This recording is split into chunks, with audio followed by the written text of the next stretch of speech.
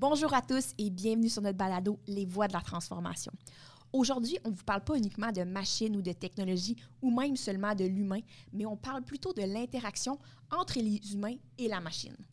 Si vous voulez en savoir plus sur l'interaction humain-machine, en quoi ça peut vous aider dans vos projets de transformation numérique et surtout comment ça peut contribuer à votre succès, on vous invite à écouter cet épisode. N'oubliez pas de vous abonner à notre chaîne YouTube, notre page LinkedIn ou toute plateforme audio telle que Spotify. Et sur ce, on vous souhaite une très bonne écoute.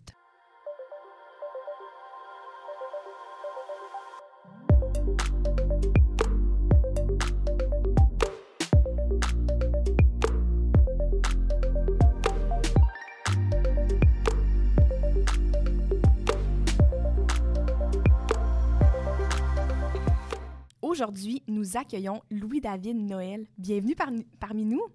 Ouais, bien, merci de l'invitation. On voulait commencer un peu pour te donner le micro pour nous dire un peu t'es qui toi, c'est qui Louis-David, c'est quoi ton background, autant personnel que professionnel, comment tu te démarques comme expert? Bien, en fait, je suis vice-président stratégie d'affaires succès client chez Nmedia. Ça fait une vingtaine d'années que je suis dans le monde du numérique, à faire surtout de la transformation numérique là, depuis surtout une quinzaine d'années. Mon background à moi est en design d'interaction. Fait que l'idée, c'est justement de comprendre l'interaction entre un humain et sa machine. En général, les interfaces, ma spécialité étant dans la mobilité à prime abord. Puis, ma passion, en fait, c'est tout ce qui touche résoudre des problèmes. Fait que je pense que c'est ça le fil conducteur de tout ce que je fais dans la vie, c'est de circonscrire un problème, de rassembler le casse-tête, puis essayer de trouver le meilleur chemin pour que ce soit le plus efficient possible par la suite. OK. Puis qu'est-ce que tu dirais qui te distingue comme professionnel sur le marché pour la transformation numérique? Bien, je pense que c'est cette volonté-là de... Tu sais, ce qui est le plus passionnant dans notre métier, en fait, en transformation numérique, c'est l'apprentissage que tu fais. Tu es tout le temps en train d'apprendre un nouveau business case, des nouvelles règles d'affaires. Puis, tu sais, il y a des domaines hyper complexes qu'on a fait, comme beaucoup de projets d'assurance dans mon background, qui est juste de comprendre comment je peux optimiser l'espèce de balance entre le légal, la conformité, les actuaires, puis après ça, ben, à la fin des fins, il y a quelqu'un qui a besoin de ce produit-là puis qui a besoin d'utiliser. Fait comment cet humain-là qui a pas le plaisir, là, lui, à magasiner de l'assurance, on va lui trouver une façon qu'il soit satisfait de l'expérience puis qu'il va trouver ce qu'il recherche. Fait que c'est ce genre d'assemblage-là qui me fait triper en général. Puis c'est aussi ça, ce volet-là, justement, qui est l'idée du casse-tête de toutes les volontés autour d'un projet comme ça qu'on va réussir à assembler ensemble. Ouais. Là, tu as mentionné que tu étais vice-président stratégie d'affaires et succès client chez Nmedia. Peux-tu nous parler un peu de Nmedia? C'est quoi comme entreprise? Comment vous vous démarquez sur le marché actuellement? Oui, bien, Nmedia, en fait, on est une centaine de personnes. Le siège social de Drummondville, mais on est éparpillé un peu partout au Québec. Puis, en fait, ce qui nous démarque là-dedans, c'est l'approche qu'on a qui est tout le temps centrée sur la problématique client qu'on veut résoudre, puis le besoin d'affaires de ce client-là. Puis ensuite de ça, pouvoir faire l'espèce de, justement, d'assemblage de ce casse-tête-là pour trouver la solution. On prend chacun de ces problèmes-là tout le temps sur 3 axes. Le besoin d'affaires, fait qu'il y a une raison en arrière de ça que l'entreprise essaie de résoudre. Il y a un besoin technologique ou il y a un requis technologique. Aujourd'hui, la plupart des transformations vont être technologiques. Ouais. Puis, il y a un volet humain. Fait qu'il y a le volet humain qui est l'employé, lui-même, comment lui fait son travail, comment on peut l'améliorer, comment lui va subir, en fait, ce qu'on va créer. Il y a le client final, donc celui qui veut consommer le besoin ou le bien qu'il doit faire. Puis, il y a les stakeholders, en fond, ceux qui vont bénéficier, en fait, du travail qui est fait. Merci de me préciser, ça va être important. Puis, l'idée, c'est de faire cet assemblage-là. Puis ça, c'est un service d'analyse et conception qu'on va faire. Puis, ce qui nous démarque après ça, c'est le fait qu'on est capable d'aider ces clients-là dans l'ensemble de leurs besoins d'affaires qui touchent le numérique. Fait qu'on a des lignes d'affaires qui parlent de commercialisation, fait la notoriété, vendre des produits, autant en B2B qu'en B2C là, dans ce cas-là. On a tout le volet d'efficience opérationnelle avec les équipes de développement sur mesure, développement par l'IA aussi beaucoup aujourd'hui. Tout le volet d'intégration de solutions avec notre équipe, notre ligne d'affaires d'intégration de solutions d'affaires, surtout Microsoft. Là, on est Microsoft Partner depuis plusieurs années. Puis, en fond, c'est l'assemblage de ces différents... Puis tout ce qui est mobilité aussi, tout ce qui est application mobile, puis ce genre de choses-là. Fait que c'est l'assemblage de ces besoins-là qu'on va faire pour résoudre des problèmes chez nos clients. Puis je pense que c'est un peu ça qui nous démarque d'être capable de le voir dans tous ces axes-là pour le customer journey ou le parcours du client, de ces clients-là. dans l'ensemble de l'œuvre. OK.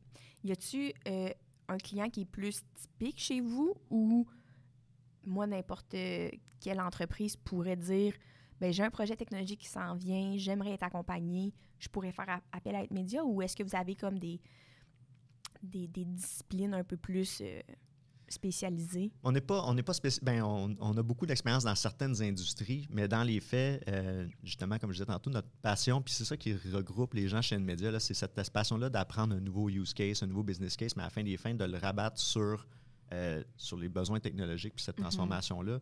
Puis, dans les faits, nous, on prône toujours une collaboration avec les clients. Un projet idéal pour nous autres, puis un client idéal, c'est un client qui a envie de s'investir dans son projet, puis qui va être partie prenante tout le long du projet, puis qui va faire partie de l'équipe de livraison. T'sais, peu importe le nombre de projets qu'on va avoir fait en manufacturier, en transport, en assurance, comme je disais, à la fin des fins, le client il est bien plus expert que nous autres. Ben On ne sera jamais capable de le suivre, mais c'est cet assemblage, lui, en théorie, il n'est pas capable de me suivre non plus en technologie, les demandes de notre équipe. Fait que c'est cet assemblage-là qui fait que ça fonctionne.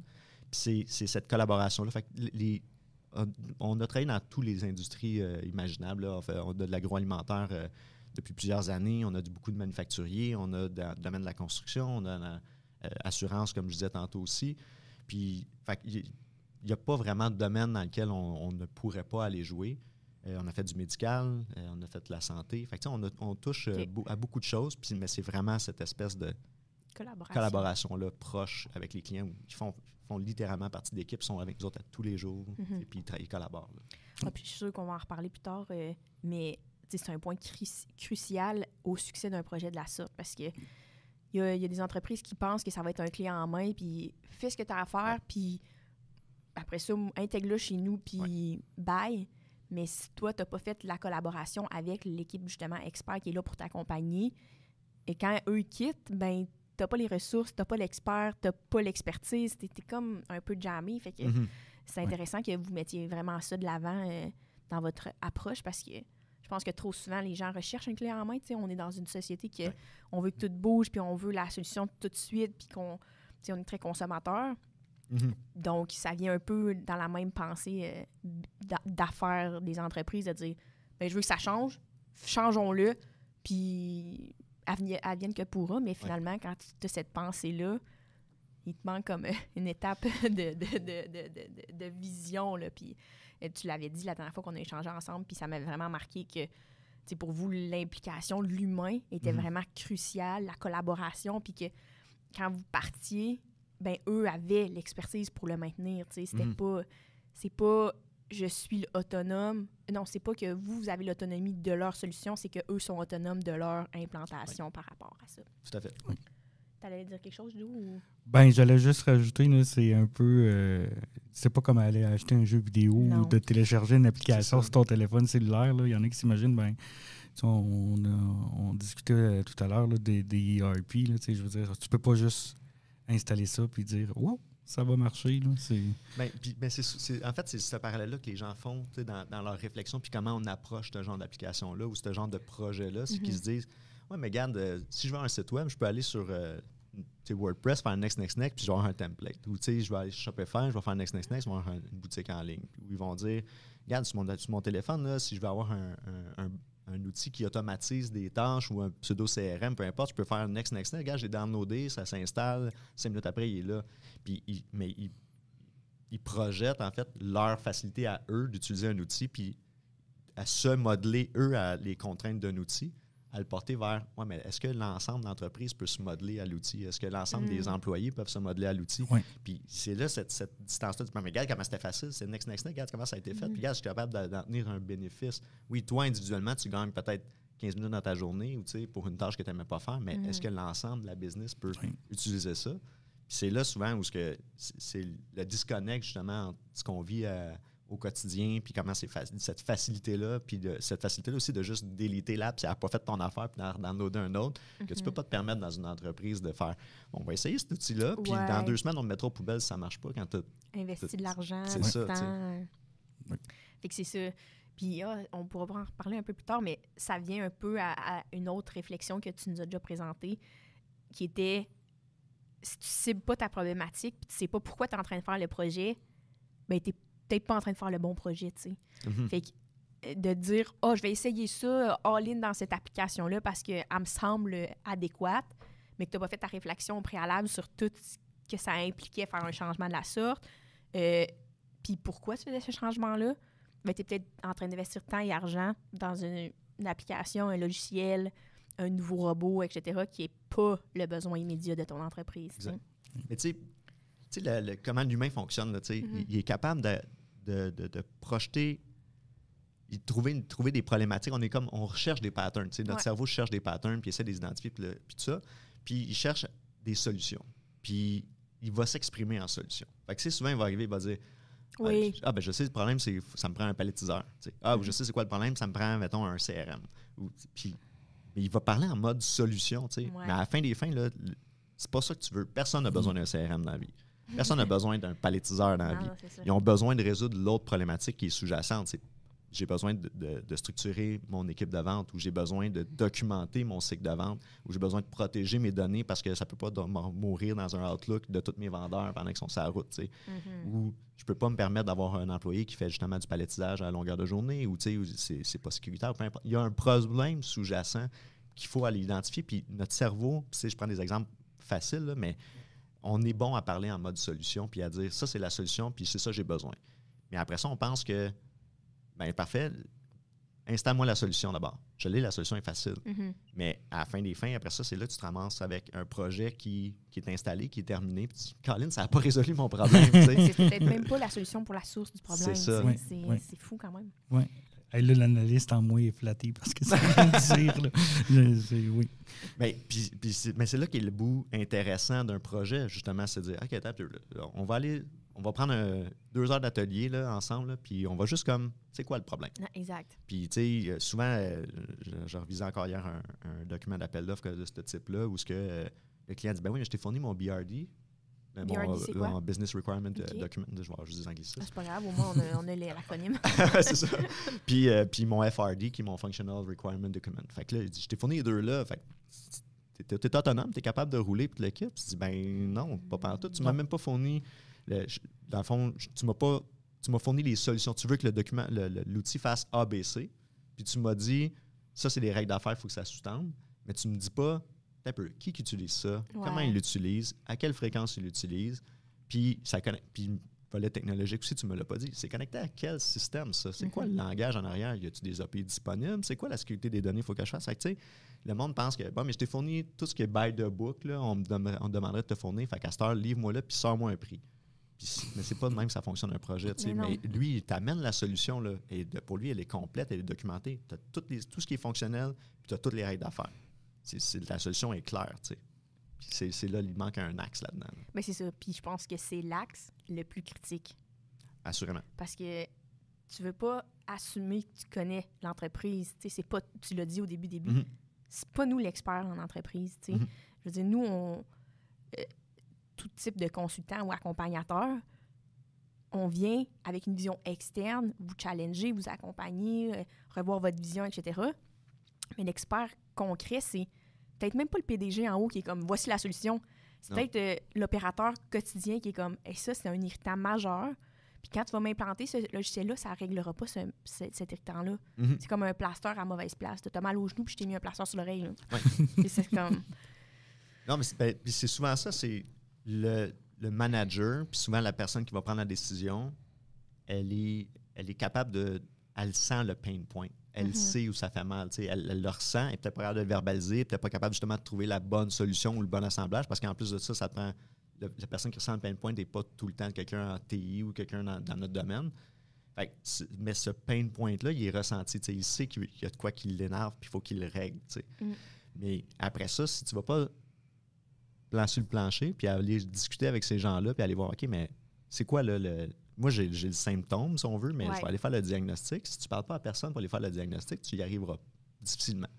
Puis là, tu vas tomber dans des patterns, tu vas chercher... Puis c'est sûr, tu cherches le silver bullet tout le temps, puis l'affaire va être le plus vite, parce que c'est pas des compagnies qui gagnent de l'argent ou qui gagnent leur vie à implanter des CRM ou des ERP ou un palettiseur ou n'importe quelle solution. C'est pas ça leur core. Non, c'est ça. Mais ils veulent livrer. Ils veulent livrer puis ils veulent régler le pain point le plus vite possible. Puis c'est là que la solution, il faut la trouver. Il faut la trouver ensemble. Puis c'est là où le volet itératif que moi je prône, en tout cas, ou dans notre discipline, on prône beaucoup, c'est ce volet-là itératif avec les stakeholders ou avec les parties prenantes qui peuvent être, qui n'est pas juste des décideurs, en fait. C'est là, à un moment donné, qu'il faut ramener la conversation. C'est les parties prenantes d'un projet de transformation numérique, ce n'est pas que ceux qui bénéficient du retour sur investissement. Non, c'est ça. C'est ceux qui utilisent l'outil au quotidien qui, eux, génèrent le retour sur investissement. C'est comme ça qu'il faut le concevoir. Ah ouais. Puis c'est... Là, je bifurque dans mon esprit, mais c'est aussi en prenant conscience de ce niveau-là de parties prenantes, par exemple les opérateurs, les adjacents, ceux qui, au quotidien, travaillent avec la future outil ou les irritants, etc., qui, eux, vont assurer le succès. Le PDG, lui, il peut avoir la meilleure des décisions, dire « je suis prêt à investir tant d'argent dans ce projet-là, etc., ça va nous sauver tant d'argent, blablabla ». Mais si son équipe adhère pas, il est en train d'investir de l'argent nulle part. Puis pour qu'elle adhère, il faut qu'elle se sente écoutée, compris, puis qu'elle ait l'impression d'être impliquée dans ce changement-là, tu sais, dire hey, moi, j'ai soulevé cet irritant-là, puis ils sont en train de l'adresser, tu sais. Pour qu'après ça, quand la solution arrive dans ta cour, t'es comme, c'est vrai que ça va me sauver du temps. Et non, voici la solution clé en main pour toi. Je sais pas si ça va te faire sauver du temps, mais on avait l'argent pour l'acheter. Là, t'es comme, OK. Fait que j'aime ça vraiment, ton approche. Là, on a comme élargi beaucoup. C'est vraiment intéressant à ce niveau-là. Mais en gros, moi, je comprends que NMedia, vraiment, c'est une entreprise que toute entreprise pourrait appeler pour un changement technologique de la sorte. Puis qui pourrait... Bien, qui ne désire pas avoir une clé en main, mais qui désire être accompagné et collaborer avec un expert qui permet de les orienter vers une bonne solution, puis de les rendre autonomes dans ce changement-là. Oui, tout à fait. On aime bien poser cette question-là à nos invités, c'est avoir un peu l'étendue de comment la transformation numérique est perçue ici, au Québec. On sait qu'il y a 1001 définitions dans la littérature par rapport à l'industrie 4.0 ou la transformation numérique. Toi, ta vision de la transformation numérique, c'est quoi? Bien, en fait, il y a tout le temps ça. Il y a les grands concepts, connus, les définitions qu'on a besoin à la fin des fins pour avoir des référents communs, là, fair enough. Là. Je comprends ce bout-là. Mais quand on arrive dans un projet ou sur le terrain, puis tu t'embarques dans un projet de transformation, justement, bien, c'est rarement ça, en fait. C'est un projet d'évolution en général. Puis je préfère parler beaucoup plus d'évolution d'entreprise ou d'évolution numérique rendu là, parce qu'on fait toujours, on part toujours d'un écosystème ou un environnement numérique existant. Fait que, tu sais, c'est rare, là, les projets qui partent from scratch. Là. J'ai zéro informatisé quoi que ce soit, même pas ma boîte courriel, mettons, ça n'existe pas. Là. Fait on part tout le temps avec de quoi qui existe, puis il faut tout le temps considérer cet existant-là. Fait que la transformation donne un peu l'image qu'on va faire table rase, puis on va vous mettre aujourd'hui, au bout du jour. Là, c'est ça. Fait que c'est un peu comme un update. Tu vas passer de la version manufacturier 3.0 à 4.0 grâce à moi. Puis c'est pas ça la vie. Là, la réalité, c'est qu'il y a un écosystème qui est là, il y a un budget à respecter, il y a des enjeux à respecter. Puis, comme je disais tantôt, il n'y a pas aucune business que leur souhait, c'est de changer leur ERP. Là, qui disent, ça, c'est ma volonté, mon objectif d'affaires, c'est de changer mon ERP. C'est pas ça. Ils ont besoin d'efficience, ils ont besoin de résoudre des problèmes, ils ont un risque à gérer, ils ont un fournisseur qui les abandonne, ça arrive ça aussi. Fait que là, il faut changer la solution en mode crash, puis en mode urgence. Puis, ça arrive. Puis, dans les faits, je parle plus d'une évolution numérique, puis en disant, ben c'est où est-ce qu'on peut amener le plus de valeur, puis qu'est-ce qu'on... Tu sais, comme si tu rénovais c'est tout le temps comme si tu rénovais une vieille maison, dans les faits. Tu ne vas pas acheter à terre à chaque fois que tu veux changer une salle de bain. Là. Tu vas dire, OK, si je fais ça, qu'est-ce qui va se passer? Quel genre de travaux je veux faire? Puis qu'est-ce que ça va impacter dans la structure qui est déjà en place? Puis qu'est-ce qu'il faut que je renforcisse? Qu'est-ce qu'il faut que je change? Qu'est-ce que quand j'ouvre ce mur-là, il est pourri, il faut que je change? Ça fait partie de ça. Mais tu sais, c'est pareil dans le numérique. Là, tu comme, comment ça, qu'il y a un outil non, de ça arrive jamais, ça. Ça arrive jamais. Oui, c'est ça. Puis là, tu as une nouvelle loi de conformité qui embarque, nommément, exemple, la loi 25, ce genre de choses-là. Puis tu dis, ah shit, comment ça se fait que ça download ces affaires-là à telle place? Comment ça se fait que ça envoie cette information-là de cette façon-là? Comment ça se fait que ça stocke cette information-là? Puis aussi banal ou aussi aberrant que ça peut paraître, Ben oui, il y en a encore des affaires où tu te dis, Caroline, comment ça fait que c'est une base de données Access tout en clair? Puis que puis il y en a encore, tu sais. Puis je nommerai pas des business qui ont des centaines de succursales qu'on connaît tous, qui roulent encore sur du Excel à bien des places, puis que tu sais, c'est des macros qui roulent. Ça fait partie de la vie d'une entreprise. Puis oui, ça, tu veux essayer d'en enlever le maximum, mais à la fin des fins, tu peux pas faire table rase à chaque fois. Non. Puis ton analogie était parfaite par rapport à la maison. Tu achètes une maison, tu n'as pas à terre pour la bâtir comme tu la veux. Là, si tu voulais une nouvelle maison, ben, tu aurais bâti. Si tu achètes une ancienne maison, c'est parce que tu sais qu'il y a certains murs qui ne vont pas se déplacer. Là. C'est ça. Puis je pense que en faisant du pouce sur cette analogie-là, on peut aussi penser que des projets d'évolution numérique comme ça, comme tu mentionnes, ça peut être fait en phase. Je veux déplacer ma salle de bain? Ouais, OK. Déplacer ma salle de bain implique quoi? Exact. Elle n'est pas fonctionnelle pendant 3 semaines. OK, donc, est-ce que je suis mieux de construire ma salle de bain puis garder mon logiciel opérationnel pendant ce temps-là? Puis quand tout est prêt pour faire le merge? Tu sais, il y a plein de visions. Puis je pense que, tu l'as bien exprimé, c'est je ne mettrai pas tous les murs à terre. Mm-hmm. Puis malgré que je risque d'en défaire des murs, je risque d'avoir des imprévus dans ça. Il va-tu être pourri, pas pourri? Même chose avec le logiciel, finalement, il fait pas pantoute ce que je pensais qu'il allait faire. Il va falloir comme retravailler un peu. Oui. Mais de le faire, d'avoir une idée établie en phase, je trouve que ça donne plus de chance aux entreprises de se démêler un peu. Puis là, je reviens un peu sur ce qu'on a discuté au début. C'est beau de faire tout en phase, mais si tu n'as pas fait l'étape préliminaire qui était c'est quoi mon diagnostic, c'est quoi ma vraie problématique, qu'est-ce que je vise à résoudre en fonction de la vision que j'ai pour mon entreprise, bien, tu vas peut-être pas établir les bonnes phases d'évolution, tu sais. Fait que de vraiment démêler tout ça puis d'approcher les projets de transformation numérique comme des étapes et non un but en soi, tu sais. Exact. Puis si tu trouves la bonne problématique, tu vas trouver qui t'impacte en résolvant cette problématique-là aussi. Puis des fois, ça aussi, tu le découvres. Fait que là, tu vas découvrir que, attends un peu, la conformité, elle a un mot à dire là-dedans. Elle peut pas juste subir ce qu'on met là. Ouais. Puis l'adjointe, mettons, qui va utiliser le système, tu sais, mettons, je pense à des conseillers en finances personnelles, mettons, des genres de projets qu'on a déjà fait. Mais elle a un rôle, elle joue au quotidien un rôle pour aider, dans le fond, le conseiller ou son collègue, mettons, à orchestrer son travail. Puis elle fait des choses pour une raison. T'sais. Puis peut-être qu'elle ne suit pas les règles de conformité pour une raison. Puis il faut comprendre ça. Oui. Parce que la conformité va dire non, c'est pas de même qu'on fait ça. Là. Si tu veux respecter la règle, c'est A, B, C, c'est ça qu'on fait. Puis si tu prends ça comme un BRD, qui est une fin en soi, puis tu dis, dans le fond, je fais mes tests unitaires, après ça, je fais mes tests de conformité sur le BRD qui t'a été donné. Mais lui aussi, tu as parlé en mode solution. Là. Si tu fais A, B, C, tu vas être conforme. OK, c'est pas ça, par exemple. A, B, C, tu le dis parce qu'il y a une raison. Ouais. C'est là qu'on s'en va négocier ou travailler avec ces experts-là. Puis je m'échappe tantôt puis que je dise plus des SME ou des Subject Matter Experts. Oui. Fait que eux ont un rôle à jouer, mais ils vont donner des solutions. Encore une fois, comme ton sponsor de projet ou ton commanditaire de projet va parler en mode solution au départ. Mais à la fin des fins, lui, c'est pas ça la solution, c'est la règle en arrière qu'il veut couvrir. Oui. C'est ça qu'on a à découvrir. Comment je peux optimiser ce que l'employé va vivre pour le bénéfice du client final? À la fin des fins, c'est lui qui va consommer ton besoin puis qui te génère ton argent et tout ça. Bah, pour que ça fitte avec la conformité légale ou conformité d'entreprise ou ta gouvernance. Puis comment je fais l'assemblage de ces 3 casse-têtes-là pour dire, OK, un peu. Toi, en arrière, c'est pas ABC, c'est X, Y, Z que tu veux faire. L'employé peut faire ce chemin-là pour que ça fonctionne. Puis, comme ça, le client final gagne 1 heure dans sa journée ou en a plus pour son argent. Puis, c'est ces assemblages-là qu'on essaye de faire en général dans ces projets-là, puis d'identifier justement quand ces gens-là doivent intervenir.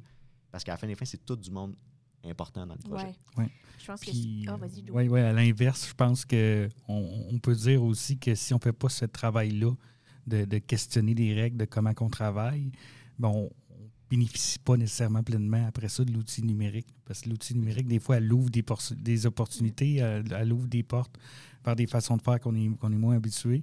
Puis on va rater ces opportunités-là. Puis souvent, tu sais, il y a une expression que je connais bien là, qui s'appelle « automatiser le chaos ». Fait que si tu as un mauvais processus puis tu l'intègres dans l'outil numérique, tu vas travailler mal plus vite. C'est un peu ça le danger. On disait tantôt, tu as un symptôme que tu veux résoudre qui est peut-être lié à une procédure, une façon de faire, puis tu l'automatises à la place de la challenger. Oui. Mais ton symptôme, il va juste continuer à exister, peut-être un peu plus rapidement, mais ton symptôme reste là. Tu ne l'as pas résolu parce que tu n'as pas challengé ce bout-là. Puis dans un monde compétitif comme on a là pour les différentes entreprises, à la fin des fins, tout le monde veut se démarquer des autres. Tout le monde veut... Comment je fais une expérience client qui est hors du commun? Comment je fais pour que mon produit soit meilleur? Tout ça. Fait que si tu restes tout le temps dans le même cadre, puis tu te donnes pas l'opportunité de pouvoir évoluer, innover, puis te laisser de place à itérer après la livraison, ben, tu perds cette agilité-là où tu ne gagnes pas l'agilité que tu voulais gagner, puis tu ne vas pas chercher le bénéfice justement d'être capable d'évoluer dans un monde compétitif, puis d'être capable d'essayer des choses, puis d'essayer de se démarquer autrement que ce qu'on faisait avant. Oui, ça c'est vraiment intéressant. On va prendre une courte pause, puis on va revenir sur le vif du sujet à notre tour. Vous écoutez Les Voix de la transformation. On tient à dire un énorme merci à nos collaborateurs. Si vous souhaitez devenir un collaborateur et venir partager vos expériences avec nous, n'hésitez pas à nous contacter. On profite aussi de cette pause pour vous inviter à vous abonner à notre contenu et ne rien manquer. Donc, nous sommes de retour après notre petite pause. Et dans ce qu'on a commencé à discuter, Louis-David, tu as parlé beaucoup de projets que tu fais avec des entreprises. Est-ce que, dans le fond, tu as un exemple d'un projet qui s'est bien déroulé et d'un projet qui s'est peut-être un peu moins bien déroulé, on va dire ça comme ça? Bien, il y en a une panoplie depuis au moins une quinzaine d'années, là, justement, dans le volet de transformation numérique. Ça reste tout le temps une question un projet va bien, premièrement, c'est la collaboration. La collaboration, comme je disais, des parties prenantes, fait que les décideurs, ceux qui veulent aller de l'avant vers le projet, mais aussi des gens que ça va impacter. Ouais. Donc, ça, en général, ça te donne pas mal une bonne idée de si le projet va bien aller ou pas. Ça, j'imagine, ce que je te coupe, mais vas-y. J'imagine que dès que tu rentres en entreprise, tu le sais déjà. Oui. Direct, là, tu dois le percevoir vite que les gens sont prêts à collaborer ou ils ont une ouverture vers ce changement-là, etc. Oui. Je ne veux pas couper la question, je veux qu'on y réponde, mais juste un petit bémol. Est-ce que, en identifiant ça rapidement, tu as quelque chose que tu mets de l'avant pour comme changer l'approche? Parce que, tu sais, je me dis, tu rentres dans une entreprise qui est super collaborative, qui est super ouverte, qui est super content de ce changement-là. Tu dois avoir moins de préparation à faire pour le changement à venir, tu sais, versus une entreprise qui est comme, on fait ça, non, mes employés ne seront pas impliqués, on va dans cette direction-là, ma décision est prise. Comment tu fais pour tourner la collaboration de bord? C'est clair. Pour nous autres, c'est clair que ça dépend de la culture de l'entreprise puis de la philosophie un peu de la personne qui est en avant de toi quand c'est le temps de le faire. Puis, tu sais, il y a des projets qu'on va arriver à changer la conversation. Tu sais, on va arriver dans un justement l'appel d'offres, exemple, ou quelque chose comme ça, puis tu peux quasiment le lire d'entrée de jeu. Tu sais, quand ils ont l'impression de te dire tout a été pensé, tout est fait, il vous reste à exécuter. En général, là, tu peux dire si j'arrive pas à changer cette conversation-là, ça va être compliqué. Ouais. Puis ça peut devenir une question de qualification pour nous autres. Donc, ça se peut qu'on dise juste, soit qu'on ne répond pas à l'appel d'offres ou qu'on contacte le client et on dit moi, j'ai de quoi à te parler et à te proposer, là, mais sinon, je pense que ça ne le fera pas. T'sais. Fait que ça, c'est le genre de choses qu'on va aller utiliser. Puis en général, justement, c'est là qu'on va remarquer si le projet va bien aller ou pas à partir de cette conversation-là. Mm-hmm. Puis quand on leur dit souvent, regardez, un projet, là, ça a 4 grandes phases là, en général. Puis elle est plus ou moins avancée avant qu'on arrive, ces différentes phases-là. Mais une chose est sûre, on n'est assurément pas rendu à la phase de production. Fait que tu as toujours une phase d'analyse, en tout cas dans notre approche, tu as toujours une phase d'analyse puis de découverte, justement, de comprendre. Je veux comprendre la vision. Je veux pas que tu me dises ce que tu veux que je fasse. Je veux comprendre pourquoi je le fais. Fait que ça, je veux parler justement des 3 angles que je disais tantôt. Je veux un angle technologique. Je veux être capable de parler avec des TI. Puis ceux-là, absolument, sont impliqués dans le projet. Là, ça fait partie de la game, ce volet-là. Mais je veux pouvoir aller comprendre c'est quoi les technologies qui sont là, c'est quoi les outils sur lesquels je vais me connecter, les impacts qu'il va avoir, puis c'est quoi l'écosystème que tu as déjà en place. Mm-hmm. Puis surtout, la capacité de l'équipe que tu as en place. Parce que je vais léguer ce que je fais à quelqu'un. Puis est-ce que cette équipe-là, je vais prendre les technologies qui sont capables de supporter ou j'ai besoin de faire plus de formation? Fait que, ça, c'est un des angles. Encore une fois, c'est sur l'humain qu'on venait. Là. On est sur l'équipe. Est-ce que l'équipe qu'on va avoir va jouer un rôle avec mon produit ou mon projet une fois que je vais l'avoir livré? Il y a l'axe justement du besoin d'affaires. Là. Fait que c'est qui les parties prenantes, les SMI que je disais tantôt, les Subject Matter Experts, qui vont venir impacter mon projet ou qui ont des décisions à prendre ou qui ont un droit de veto des fois sur mon projet. Puis quand est-ce qu'ils peuvent interagir avec moi? Puis tu sais, j'ai un exemple dans l'assurance qui est souvent le cas, c'est que tu sais, c'est toujours une question aussi de ne pas diaboliser les autres expertises, parce qu'il y a beaucoup de ça dans des projets, des fois comme ça. Ah, ben, mais le légal, il va dire telle affaire. Ou, ouais, entre eux, ils ont une petite, ouais, il y a une petite dynamique. Là, c'est comme, oups. Mais puis dire, ouais, mais le légal, il est là pour quelque chose. Là. Lui, elle a une mission. Elle veut gérer le risque de ton entreprise. Elle veut s'assurer que tu ne mets pas des problèmes de liability, mettons, ou d'imputabilité éventuelle, là, dans le fond, de responsabilité indue sur ton projet. Fait qu'il n'est pas là pour te faire du trouble. Il est là pour gérer le risque de ton entreprise. Fait que si tu ne l'impliques pas dans ton projet, lui, il va dire, ben, quoi qu'il arrive, avant que tu mettes en ligne ou avant que tu t'en ailles en production, moi, je vais stamper ce que tu as fait. Là, si tu ne l'as pas impliqué avant, là, c'est pas le fun. Ouais. Il y a beaucoup de retour en arrière là, s'il n'a pas été impliqué. Ouais, exact. Depuis le début, là. Puis ça en est des exemples de projets qui ont moins bien été, où ce que le légal coûte, je parle d'une compagnie d'assurance située à Toronto, le légal, c'est une grosse firme, il coûte 700$ de l'heure. Fait que là, on ne va pas les déranger parce que, c'est pas une question de déranger. Là, c'est ça. Non, dérange-le tout de suite parce que tout à l'heure, c'est lui qui va te déranger. Ouais, c'est ça. Puis si tu fais un audit de 8 heures versus des petits blocs de 2 heures, mais ça se peut que ça revienne à peu près au même à la fin, mais ça va impacter bien moins le flow de ton projet. Tu sais. Ben, c'est peut-être qu'au fond, ça va revenir au même nombre de temps d'illégal, mais toi, le travail, il va falloir que tu rechanges en fonction de leur audit que tu as fait à la fin. Et le budget que ça va impacter. Oui, puis il y a un principe que plus les changements sont faits tard, plus ça coûte cher. Là, puis, exact. L'inverse est vrai aussi. Tu veux travailler avec des hypothèses qui sont validées. Exact. Ouais. Tu veux pas travailler avec des hypothèses tout le long. Oui, absolument. Ouais, non, c'est ça c'est le principe. Fait que là, qui peut valider mes hypothèses? Ben, il y a le TI, avec la technique. Il y a les experts affaires. Puis il y a les utilisateurs qui vont adhérer à ton produit puis à ton projet, puis qui, eux, ont d'en face à tous les jours l'utilisation de cet outil-là, soit pour être un proxy. Tu sais, exemple, si on se voit dans un service blueprint, là, dans les étages le client parle avec un employé, puis l'employé est le proxy d'un système en arrière, en général. Mais soit que lui, il n'est pas capable de faire son travail comme il faut quand il est en mode proxy, justement, en mode travail avec son client, ou soit que tu le mets dans les mains autonomes à ton client, puis que lui, il ne trouve pas son compte, puis si lui n'adhère pas, t'es fait. T'sais. Non, c'est ça. Ouais. Fait que ça lit les enjeux d'un projet de ce type-là. Puis, tu sais, je pense que les cas typiques que je peux voir, c'est prends un CRM que tu imposes à une équipe de vente. Puis tu leur dis, des fois, ils leur disent même pas pourquoi ils le font, là, ou un customer service là, ou service à la clientèle. Ouais. Ils vont utiliser le CRM aussi en général. Puis tu vas leur dire, bon, ben j'ai changé ton CRM pour que vous soyez plus efficace. Parce que là, je vais avoir un système de ticketing, il va y avoir des alertes, puis il va y avoir des fiches clients, ça va être numéro 1 pour toi. T'sais. Mais à la fin des fins, il n'y a pas grand monde qui aime utiliser un CRM. T'sais, dans les faits, c'est pas ça il n'y a personne qui leur dit mon trip, ça va être si je suis un vendeur ou un représentant sur la route, mon trip, c'est pas d'être dans le CRM à key puncher puis à documenter ma vente, alors que je pourrais être en train de vendre, mettons, la machinerie que je parle machinerie agricole, l'exemple que j'ai en tête en ce moment, exemple. Lui, son trip, c'est de parler avec l'agriculteur ou parler avec le chef d'entreprise puis dire voici les machineries que j'ai à t'offrir, les options, essayer de comprendre ce que je peux t'offrir, puis comprendre c'est qui sa compétition, puis voir c'est quoi le meilleur prix que je peux y faire, puis tout le kit. Puis là, après ça, il retourne dans son auto, puis là, faut que je remplisse ma fiche de CRM pour faire plaisir à n'importe qui dans mon entreprise. Fait que le système, dans ces cas-là, se ramasse à ne pas être utile pour les gens qui l'utilisent au quotidien. Puis il n'est pas utilisable pour lui non plus. Il est pénible. T'sais. Non, c'est ça, c'est un irritant. Là. Toi, tu es comme, voici quelque chose qui va te sauver du temps, ça va être merveilleux. Puis lui, il est comme, non, c'est plus comme vraiment chiant. Puis à chaque fois qu'il faut que je le remplisse, genre, j'ai l'urticaire parce que je suis comme, que c'est une perte de temps.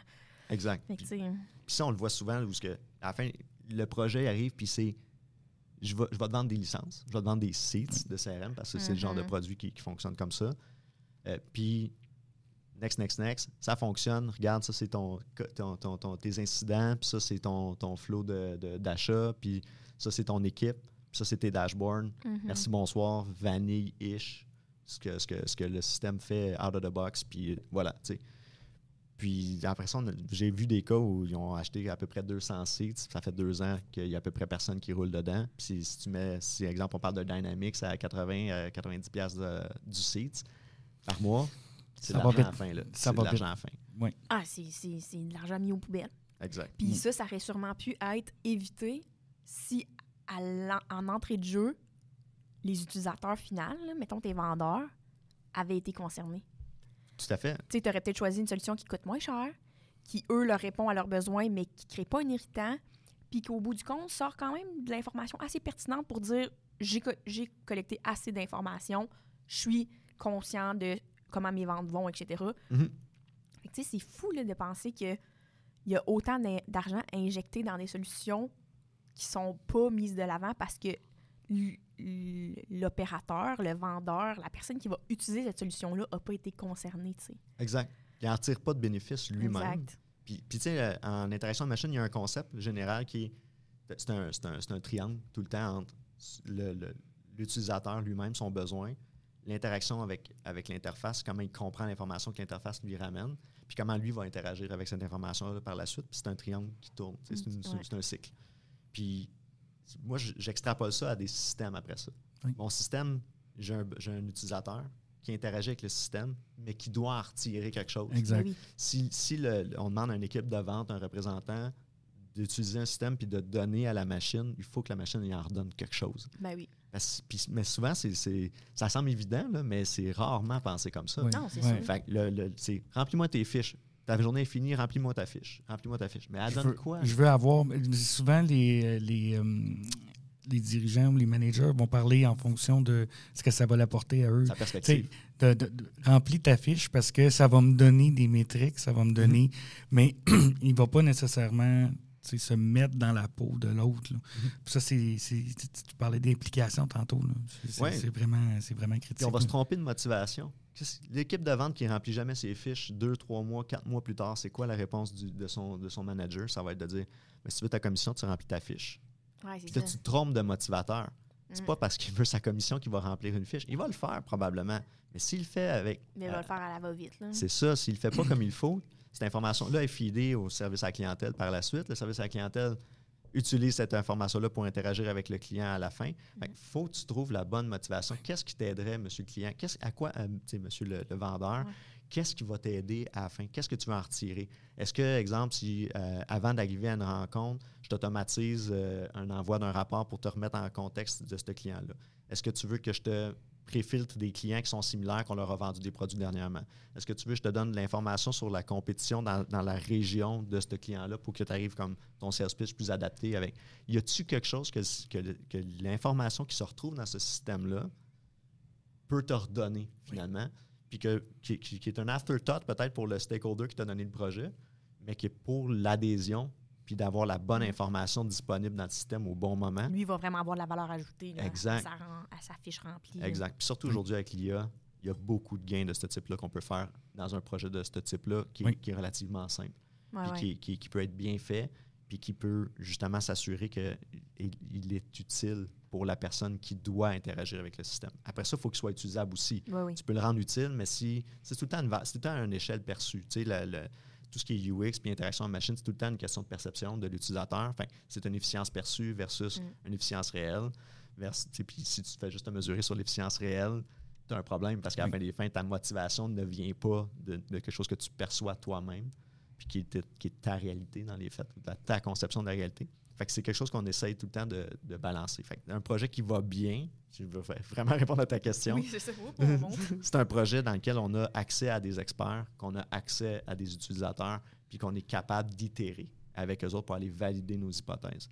C'est là, dans le processus de création ou de conception, tu veux itérer avec des solutions qui sont des mock-ups ou des solutions qui sont des prototypes fonctionnels, puis tu veux aller valider. OK, c'est une même qui utilise ça. Parce que je reviens au concept que je disais tantôt où les gens parlent en mode solution. Si tu fais juste une entrevue avec un utilisateur, il va te dire ah oui, si ça faisait ça marcherait. Mais si tu fais une observation de l'utilisateur, tu vas dire ah, mais c'est pas tout à fait ça que tu fais dans les faits. Oui, c'est ça. Tu sais qu'il y a un système, il y a un petit problème là, fait que tu as tout le temps ce petit quirks-là que tu utilises pour bypasser cette problématique-là, mais c'est tellement intégré qu'il ne va pas te le verbaliser. Puis ça, on le voit aussi dans les comportements physiques là, dans une usine, justement, là, où il y a toutes sortes de petits quirks post-it qui fait que c'est tellement rendu intégré qu'il ne va pas te le dire quand que tu vas le passer en entrevue. Mais si tu vas l'observer une demi-journée de temps, ce qui se fait tu fais il fait tout le temps un pas de côté rendu là, il fait tout le temps un petit.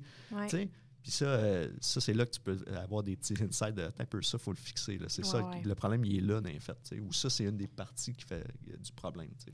C'est vrai que l'expérience puis la longueur du temps que tu es en train de faire la même tâche, tu as trouvé tes propres solutions. Tu élimines tes irritants, là, tu sais. Tu minimises au maximum. Exact, t'sais. de base, mais ça veut pas dire que tu penses à les dire à l'expert qui t'accompagne. Fait que ça veut pas dire que la solution que tu vas choisir va être adaptée. Fait que je pense que la phase d'observation est vraiment importante.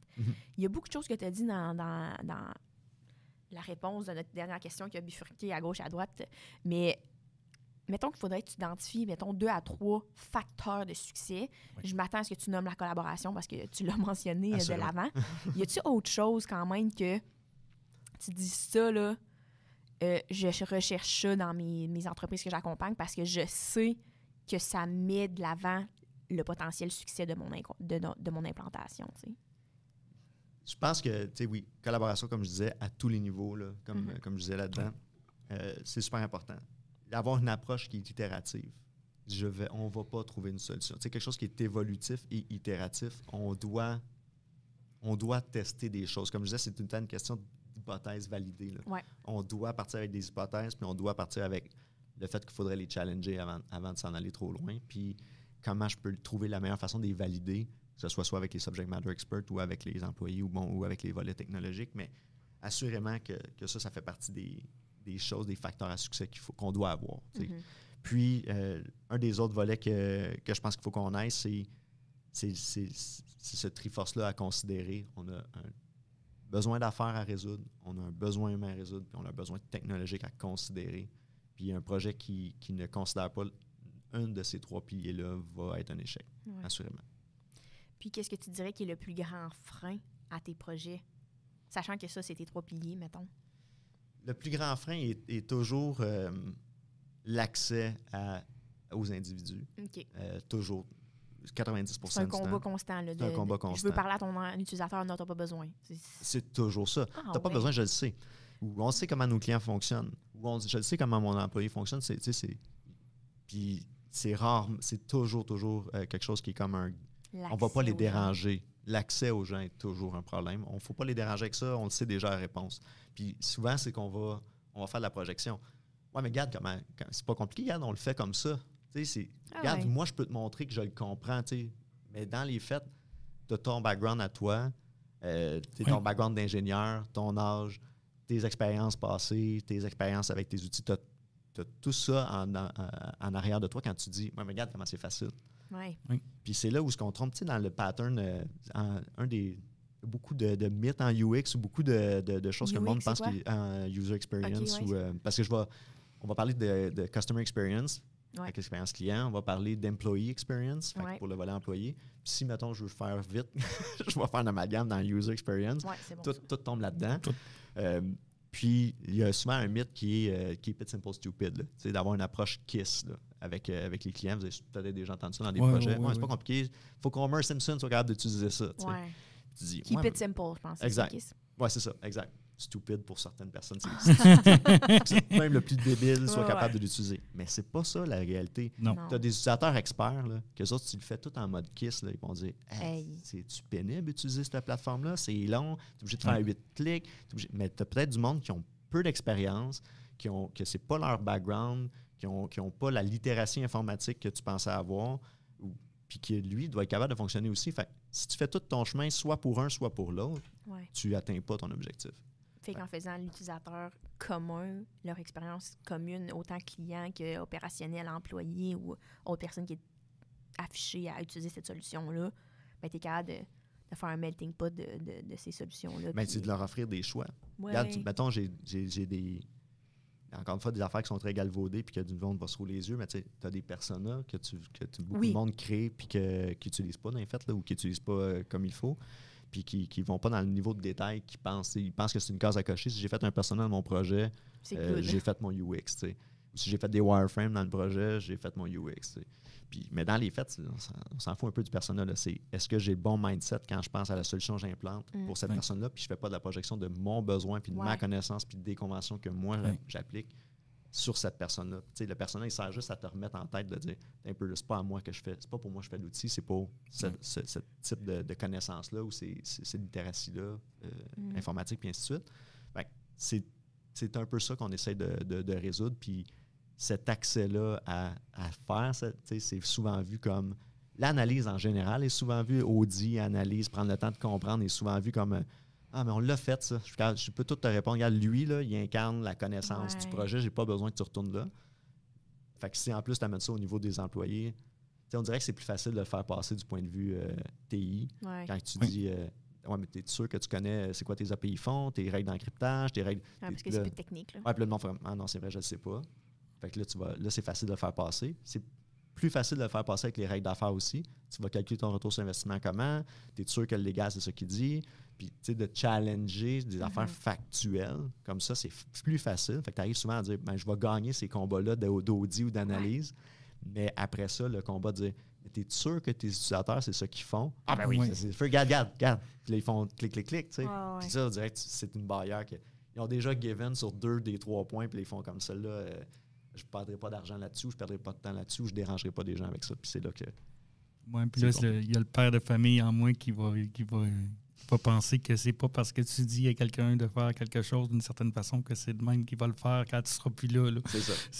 C'est puis même des fois, tu sais, j'ai pas d'exemple concret là à la main, là, mais des fois, on va voir les gens sur le plancher comment ils travaillent, puis ils disent ben, comment ça, tu fais pas ça comme on t'a dit? Ben, parce que si je fais ça comme ça, ben, je vais plus vite. Ça me permet d'en rentrer plus dans la journée. Fait que, tu sais, même des fois, on dit on va trouver des mauvaises surprises. Des fois, on peut en trouver des bonnes aussi. Là, ces gens-là, ils ont des choses à apporter. Là. Eh bien oui. Des fois, c'est eux autres qui ont les meilleures solutions parce qu'ils ont les 2 mains dedans. Tu sais. Exact. Donc, conclusion de ce point, c'est le plus grand frein, c'est l'accès aux utilisateurs, aux opérateurs, aux employés, aux clients, etc. Donc, entreprises qui nous écoutent, pensez au fait que plus les accompagnateurs ont accès à la réalité de votre entreprise, mieux sont-ils pour vous accompagner. Et donc, vous allez gagner sur investissement le temps qu'il va avoir parlé avec ton employé parce que la solution risque d'être plus adaptée aux besoins réels ou à l'irritant ciblé par la personne qui accomplit la tâche au quotidien. Exact. On a parlé aussi de saisie d'informations. Tu as dit pourquoi je collecte cette information-là si l'utilisateur ne sait pas pourquoi il faut qu'il rentre dans sa fiche telle et telle information. Je sais que quand on avait préparé un peu l'épisode ensemble, tu avais parlé de l'importance de la saisie d'informations. Qu'est-ce que tu veux dire par là? T'sais? Parce que je sais qu'on est dans un monde numérique maintenant, puis que tout le monde se fait dire et se fait pousser, collecte de l'information, sort de l'information, ait des KPI, des indicateurs de performance. Faut que tu collectes tout. Mais comment on fait pour faire la balance entre la bonne saisie d'informations qui est utile, qui va me servir à prendre des décisions ou à avoir un peu mon carnet de commandes ou comment je peux faire plus de ventes, etc. Puis comment pas se perdre dans je fais de la collecte de toute l'information, je suis un peu mêlée, il y a beaucoup d'informations poubelles là-dedans. Mm-hmm. Comment vous faites pour inculquer un peu l'importance de la saisie d'informations sans que les clients soient comme j'ai toute l'information à m'apporter, mais je fais rien avec. Mm-hmm. Bien, un projet de données, là, un projet d'information comme ça, c'est tout le temps... Il y a beaucoup de cimetières à information ou à données là, dans nos entreprises. Cimetières à information. Je l'aime celle-là. C'est où la donnée va mourir puis que personne ne va jamais aller la déterrer. Là, mais c'est peut-être pas une donnée que tu as besoin de collecter dans ces moments-là. Là. Non, mais il y a eu la grosse vague du big data, puis tout le monde voulait faire du big data, puis c'était important. Puis après ça, de se dire... Ouais, mais j'ai-tu la capacité de le faire? J'ai-tu la capacité de la stocker? C'était une chose. Fait qu'en fond, on tombe dans le technique. Là. Mais je vais-tu avoir le temps de le faire? Ça, c'est l'autre question. Puis on est submergé d'informations. Puis ça peut amener à différents problèmes là, dans une entreprise qui peut être soit les décisions. Parce que mais si j'ai telle autre information de plus, je vais pouvoir prendre une décision. Là, tu déterres un autre cadavre, justement. Puis là, tu tombes dedans. Puis là, tu dis mais si j'en déterrais un autre, peut-être que je serais capable de finir de prendre la décision. Ou justement de tellement la simplifier ou la masquer ou la summariser dans un dashboard, dans un Power BI ou dans un... que tu sais pas ce qu'elle incarne réellement à l'arrière. Comment on arrive à cette décision-là. Ça devient une boîte noire un peu de... j'ai des KPI, là, puis tant que ces KPI-là restent ouverts, je suis correct. Mm-hmm. Puis dans les faits, il y a du qualitatif qui est souvent oublié dans ce volet-là. Puis l'information arrive toujours de quelque part. Ouais. Elle arrive soit d'un humain qui la saisit, soit d'un système qui la fournit, puis, ou soit qu'elle est déduite par l'information qui qui a été produite justement par les 2 autres axes, puis les différents axes qui fait partie du cycle de création d'informations ou de données. Puis après ça, la plupart du temps, ça va être soit créé par un humain, comme je disais, interprété par une machine, puis consommé par un humain pour prendre une décision. Puis c'est ce cycle-là, dans le fond, qu'il faut essayer de saisir, puis essayer de comprendre, à dire qu'est-ce que je peux faire pour prendre la bonne décision, qu'est-ce que je peux faire pour organiser cette information-là, puis comment je fais pour que, encore une fois, ça puisse évoluer dans le temps. Pour que je sois capable d'investiguer ma donnée ou d'essayer de comprendre le sens de la donnée. Puis en général, si tu parles souvent, malheureusement, les données ne sont pas parfaites. Non. Ne sont pas stables tout le temps. Fait que tu vas dire, oui, moi, ma machine est stable parce qu'elle m'envoie tout le temps donné de cette façon-là. T'sais. Oui, mais après ça, comment elle est compilée, orchestrée, régurgitée ou comment est-ce qu'elle a été saisie au départ, elle peut varier dans le temps. Puis souvent, quand tu parles à des entreprises qui pensent avoir une bonne maturité en données, mais qui n'ont pas tout à fait, ils vont tout le temps avoir « Ah oui, mais cette donnée-là est un peu différente parce que il faut que tu considères que c'est juste tel type de projet qui rentre là-dedans ou c'est tel type de livrable qui rentre là-dedans, ça exclut tel volet. Ah, mais ça, on n'arrive pas à le compiler. Fait que là, quand tu regardes cette donnée, il faut que tu la comprennes comme ça. T'sais. Puis là, il y a des quirks, là, justement, c'est dans tout ce que je disais avec les interfaces. Il y a des quirks qui fait que ah ouais, mais moi, je comprends la donnée, puis je suis capable de l'interpréter parce que moi, je sais comment elle est torquée en arrière. C'est là, souvent, avec un des mythes de, justement, j'ai pas besoin de UX dans un projet ou de user experience ou de conception centrée utilisateur si j'ai pas d'interface. Si j'ai pas de bouton à peser dessus, là, puis qu'il n'y a pas j'ai pas besoin de toi, tu sais. C'est un BI, j'ai pas besoin de toi. Je suis capable d'afficher ton Power BI sans avoir un gars en UX. Oui, mais à la fin des fins, c'est qui consomme la donnée? Oui, c'est ça. Il ne pèse peut-être pas sur un bouton, mais c'est quand même lui qui regarde le rapport. Là, c'est ça. Qu'est-ce qu'il doit en saisir? Comment il comprend? Qu'est-ce qu'il doit savoir au moment de prendre la décision? Puis à qui c'est partagé cette information-là? C'est de l'humain. C'est de la psychologie cognitive. C'est comment j'interprète l'information. Puis ça, c'est le rôle d'un expert en UX, justement, de concevoir cette réflexion-là puis de la préparer et de faciliter la boucle de données, comment elle est saisie à l'entrée, est importante, comment elle est transformée après ça, pour qu'après ça, on puisse afficher à l'utilisateur en toute connaissance de cause qu'est-ce que tu es en train de consulter. Puis, juste avant la pause, mettons, je suis une entreprise, je ne fais pas beaucoup de saisie de données actuellement. Qu'est-ce que tu recommanderais à une entreprise qui veut commencer à faire la saisie de données, mais qui ne sait pas par où commencer, tu sais? Quelles données tes utilisateurs, tes stakeholders, tes parties prenantes, tes humains dans ta business, finalement, ont besoin pour fonctionner, aussi minime soit-elle, pour qu'il y ait un gain en efficience. OK. Si tu commences par là, puis tu n'es pas obligé de commencer par... Essaie de comprendre cette chaîne-là, puis essaie de comprendre qui va la saisir, qui va la transformer, qui va l'utiliser pour prendre une décision, puis fais que ce monde-là se parle, puis qu'ils se comprennent, puis implique-les. Fais pas juste dire à ton gars à service à la clientèle ou à ta fille à vente ou peu importe, de dire là, tu me saisis ça, ce formulaire-là, ça va être utile pour moi. Fais-les se parler, ces deux-là. Si moi, je te saisis ça, toi, tu as besoin de quoi? Puis là, tu as comme une adhésion, tu as un engagement. Puis même si la décision qui est prise n'est pas ce que la personne aurait voulu parce qu'elle fait ça va quand même être pénible remplir cette information-là que je n'avais pas besoin de faire avant. Elle sait pourquoi elle le fait. Puis à la fin, tout le monde sait ça qu'ils veulent. Tout le monde a un job en espérant avoir un impact dans l'entreprise qu'il y a. Puis c'est peut-être pas ta motivation première, mais il y a très peu de monde qui espère n'avoir aucun impact et ne servir à rien dans le business. Là. Fait ça se peut que ta motivation première soit juste ta paye, mais tu veux quand même avoir un impact dans ce que tu fais, puis tu veux quand même que ça ait un sens. Fait qu'il faut que tu incarnes ce sens-là. On parle à des humains ou à des machines qui fournissent un sens à quelqu'un d'autre dans l'entreprise. Ça finit tout le temps par il y a quelqu'un dans il faut qu'il y ait un sens pour quelqu'un au côté des résultats. Ce que j'entends, c'est perdez-vous pas dans la saisie multiple de plein de données puis traitez-la pas. Concentrez-vous sur certaines données qui vont être pertinentes pour des prises de décision. Puis ensuite de ça, faites le fil conducteur de qui va faire la saisie, comment on va le traiter, puis comment elle va être sortie pour la prise de décision. Puis de le faire, tu l'as dit souvent, par itération. C'est quoi les premières données que je peux collecter, premièrement, peut-être facilement, que ça ne fait pas un trop gros irritant, mais que ça me donne un gros gain sur investissement pour ma productivité, mon efficience, etc. Puis quand tu inclus ça dans ta réflexion, bien, en ajouter au fil du temps de la collecte de données et non juste j'ai mis des capteurs sur toutes mes machines, j'ai toute cette information-là, puis je fais rien avec. Tu sais. C'est ça, exact. C'est quoi le problème que je veux résoudre? Ça repart, c'est tout le temps le même affaire. Quoi le problème que je veux résoudre? Pour qui je le résous? C'est quoi la plus petite itération que je peux faire pour avoir un gain maintenant? Puis comment ça va évoluer après ça? Génial. On va prendre une dernière petite pause et on vous revient rapidement. Vous écoutez Les Voix de la transformation. On tient à dire un grand merci à nos collaborateurs. Si vous souhaitez devenir un collaborateur et venir partager vos expériences, n'hésitez pas à nous contacter.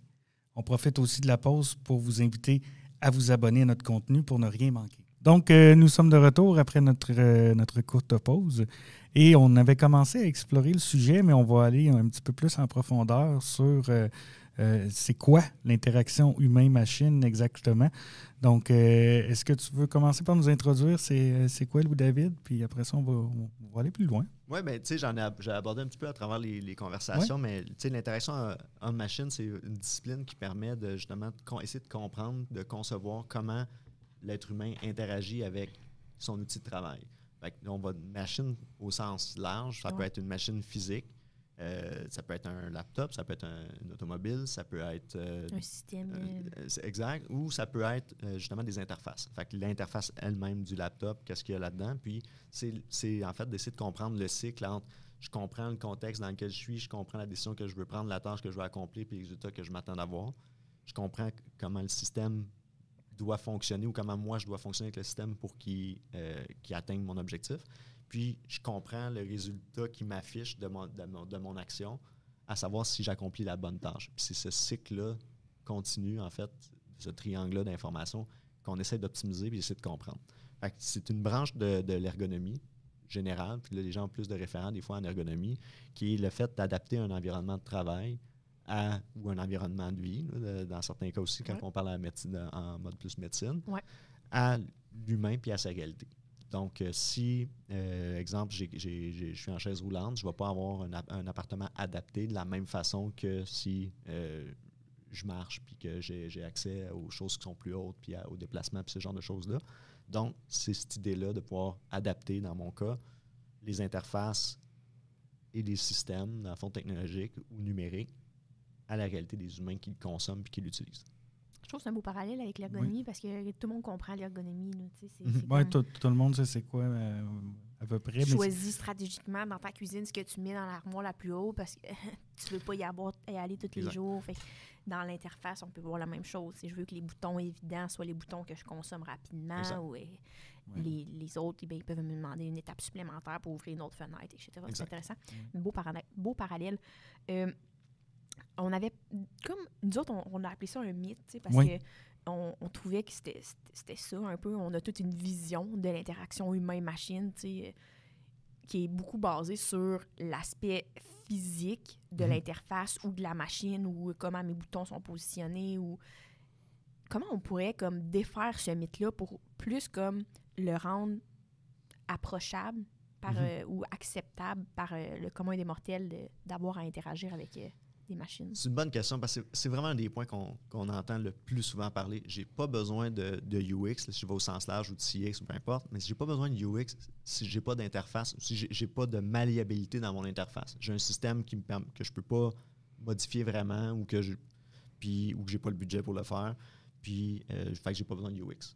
Mais dans les faits, une grosse portion d'interaction homme-machine puis du UX dans ce cas-là, c'est UX, là, c'est user experience, expérience utilisateur, ou conception centrée sur l'utilisateur, qui est l'approche qui accompagne l'interaction homme-machine.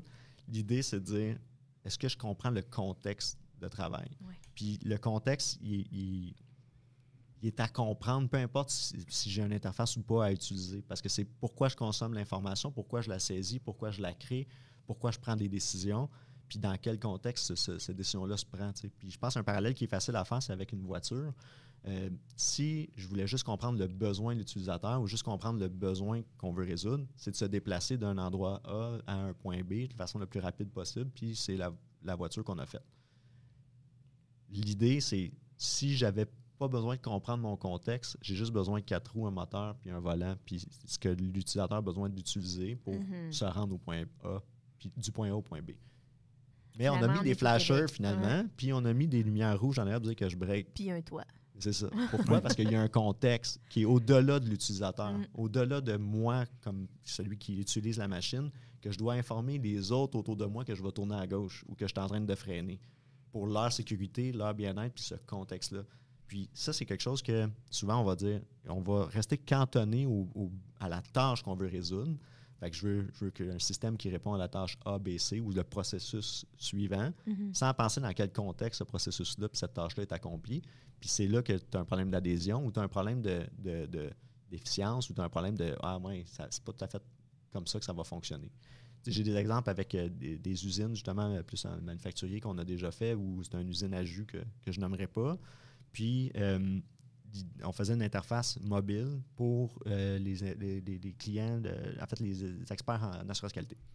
Puis l'idée, c'était, lui, quand il fait ce travail-là, son attention, et c'est un des volets qu'on regarde beaucoup en interaction avec machine, l'attention, est-ce qu'elle est divisée ou elle est soutenue ou comment elle est?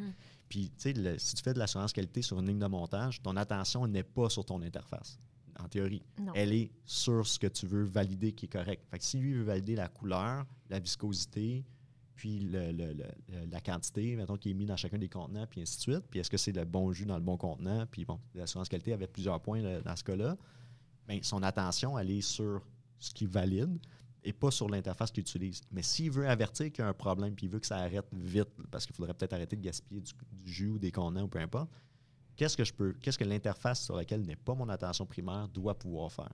Arrêter. Il faut qu'elle arrête. Comment je fais ça? Rapidement. C'est ça. Il ne faut pas que je sois en train d'ouvrir 4 fenêtres. Là. Exact. Il ne faut pas que je sois en train de dire ouais, le système te permet de dire que la viscosité est bonne, puis permet de dire que la couleur est bonne, puis regarde, tu as toutes les cases à cocher, tu peux dire viscosité est bonne, ça. Oui, mais attends un peu, si tu as 8 boutons dans ton écran pour dire que tout est beau, c'est de l'attention que tu demandes. Il faut que je me concentre sur ce que je fais. Versus si je vais t'avertir quand tout n'est pas beau, puis si c'est beau, je laisse aller. Ouais. T'sais, ça, c'est un par défaut. Un par défaut qui a peut-être plus de bon sens. Il y a des volets où je suis dans un environnement qui est bruyant. Donc, si je veux pouvoir t'informer qu'il y a un problème dans une interface pour laquelle tu n'as pas ton attention, mais peut-être c'est des lumières, c'est des voyants que je dois faire, je dois avoir un mouvement qui attire beaucoup plus l'attention. C'est une petite sonnette. Là. Exact.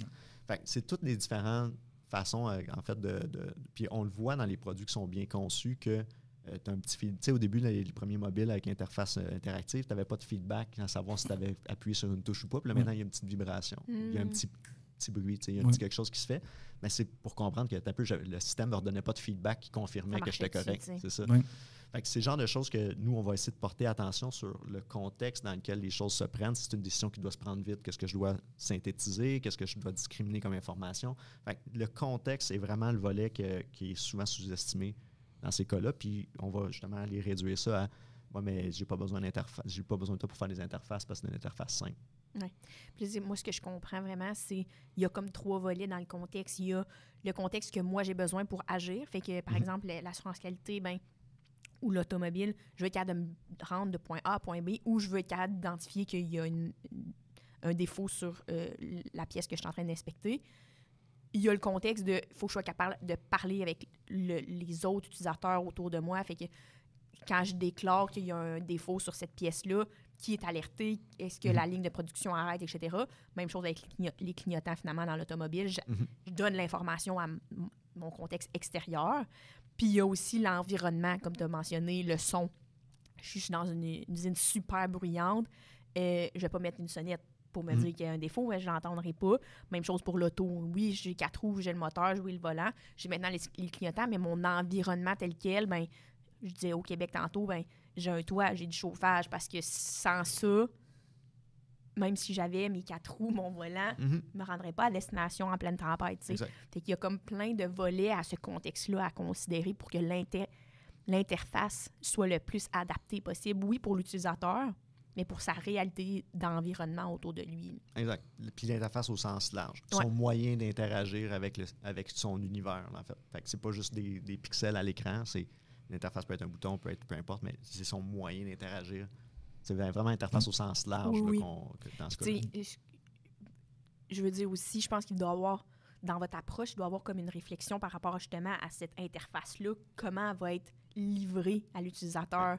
Est-ce que c'est sur un écran à son poste de travail, puis à la fin de ces 4 inspections, il va faire un check-up, ou est-ce qu'il y a un iPad directement dans les mains pour être sûr, ou est-ce que c'est complètement distinct, puis que J'imagine qu'il y a des décisions un peu plus stratégiques à ce niveau-là pour comme, adapter l'interface à la réalité de l'utilisateur pour que ça soit le moins encombrant, le moins un irritant, mais le plus utile et fonctionnel. Mais c'est vraiment les deux facteurs. Tu veux que ça soit utile, puis tu veux que ça soit utilisable.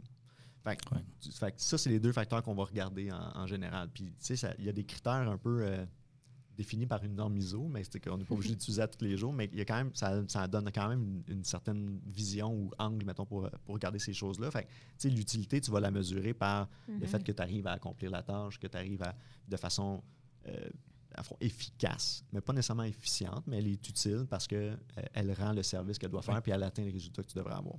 Mais pour la rendre utilisable, mais tu vas vouloir t'assurer que, justement, elle est efficiente. Tu as un rapport d'efficacité sur le temps que ça prend pour le faire. Tu vas vouloir minimiser les risques d'erreur. Puis comment juste en anglais, je ne sais pas pourquoi, tu recover d'une erreur. Là, comment tu t'en remets. Récupère. Oui, c'est ça, merci. Récupère ou rétablit, c'est deux bons synonymes. Fait comment tu récupères de ces erreurs-là, puis comment tu peux t'assurer que ça n'arrive pas une autre fois. Il y a tout le volet de la mémorabilité. Là, juste, toi, si tu utilises ce système-là à toutes les minutes ou à tous les jours ou de façon continue, versus un système que tu as besoin de faire une tâche une fois par 3 mois, par 6 mois. Il y a certains processus qui sont de cette nature-là. Est-ce que je vais me souvenir comment le faire la prochaine fois puis de façon efficace? Il y a tout le volet de la découvrabilité aussi. Là, le système, c'est plus que tu l'utilises, plus que tu découvres des fonctionnalités, plus que tu découvres des raccourcis, plus que tu découvres des choses qui t'est offertes. On a tous vécu ça avec un logiciel là, où tu deviens de plus en plus habile avec, puis tu dis « Ah, crème, il y a telle fonctionnalité, je ne savais pas, ça me sauve du temps. » Fait que, comment tu fais pour découvrir ce parcours-là dans la découverte? Puis il y a tout le volet de la satisfaction perçue. Est-ce que c'est satisfaisant ou à tout le moins pas trop irritant d'utiliser le système, puis comment je peux optimiser ça? Puis ces différents critères-là, bien, c'est des choses qu'on va faire. On va peser des pour et les contre. Puis on parle toujours de perception dans ces cas-là, parce que la perception vient vraiment de la réalité des utilisateurs dans ces contextes-là. Puis souvent, un des critères va ressortir avec des catégories d'utilisateurs ou avec des types d'utilisateurs, puis c'est celle-là qu'on va essayer de garder, maximiser, mais sans empiéter trop sur les autres. Mais on le vit tout un petit peu avec les nouvelles voitures, exemple, là, si je reste dans cette analogie-là, où on a remplacé beaucoup de boutons analogiques puis physiques par des écrans. Puis c'est cool parce que c'est pratique, parce que l'écran t'amène un contexte différent, donc tu peux avoir ton tableau de bord s'adapte à ce que tu veux faire puis à ta tâche. Mais à l'inverse, tu n'as plus le feedback, justement, je monte le son. C'est ça, je peux monter le son sans regarder, parce que je sais il y a où le bouton, puis je sais comment j'ai un feedback physique qui me dit « Ah oui, OK, j'ai monté de 3 coches, puis je suis correct. » Mais là, à cette heure, il faut que tu trouves le bouton sur ton écran. Tu changes l'onglet en bas parce qu'il y en a comme 14. Là. Ça demande plus d'attention qu'avant. Ouais. Dans une tâche que tu ne devrais pas trop diviser ton attention. C'est fou, hein? Ouais. Drôle le développement, maintenant qu'on y pense. Mais ça, c'est la satisfaction perçue. Ouais. L'utilité perçue qui a gagné peut-être sur l'efficience ou sur d'autres facteurs, dans le fond, que tu aurais pu valoriser. Puis c'est juste comme ça que la vie évolue. Puis c'est correct, dans le sens c'est correct quand même. Ah, mais des fois, les écrans sont rendus plus gros que ma télé. Là. C'est quand même... Tu comprends. Ça, c'est le genre... Faut pas que tu le fasses de façon juste parce que tu l'as vu ailleurs. Faut que tu le fasses en connaissance de cause. Puis c'est ça qu'on essaie d'optimiser dans ces contextes-là. Là, je pense qu'on a dit beaucoup de choses sur l'interaction humain-machine. Mais s'il fallait que tu résumes un peu, qu'est-ce qu'il faut qu'on garde en tête quand on fait un projet de la sorte? Bien, je pense que la première chose, c'est que tu n'es pas l'utilisateur. Ou tu n'es pas le seul utilisateur. Ouais. Puis... Ça, c'est un des points qui est important de comprendre, que c'est pas parce que toi, tu le fais comme ça que tout le monde va le faire de la même façon puis va comprendre. Comme je disais tantôt, tu arrives avec ton bagage, tu arrives avec tes connaissances, ta littératie informatique, tu arrives avec ta connaissance de ton métier, puis tu as un gars que tu viens d'embaucher qui va commencer, qui sort peut-être de l'école ou qui vient d'un autre domaine complètement d'affaires, ou qui ne faisait pas les choses de la même façon, ou qui n'utilisait pas le même système, qui n'arrive pas avec ton bagage à toi. Mais souvent, les gens vont projeter leur connaissance, leur capacité, leur facilité sur les autres, puis ils vont dire, si moi, je fonctionne avec, tout le monde va pouvoir fonctionner avec. Ou je vais prendre cette personne qui est la moins habile dans le système, puis c'est lui que je vais satisfaire, puis là, au détriment de tous les utilisateurs experts. Ouais. Fait que c'est cet équilibre-là de dire, tu n'es pas le seul utilisateur, et ces utilisateurs-là doivent trouver son compte, puis on doit optimiser si on veut régler le symptôme ou la problématique qu'on avait qui sous-tend le projet finalement dans lequel on est. Ça, c'est un des facteurs, je pense, qui est souvent négligé puis pris pour acquis. Puis, mais cette personne-là fait 25 ans qu'elle est là puis qu'elle fait ça, elle sait ce qu'elle fait. Oui, elle connaît les règles d'affaires, c'est sûr. Mais c'est la seule de 25 ans. Les autres, ils ont tous 2 ans et C'est moins ça. d'expérience parce que c'est un poste changeant. C'est ça. Fait que ça, c'est un des aspects. Un des autres aspects qu'on voit beaucoup, c'est le désir d'innover.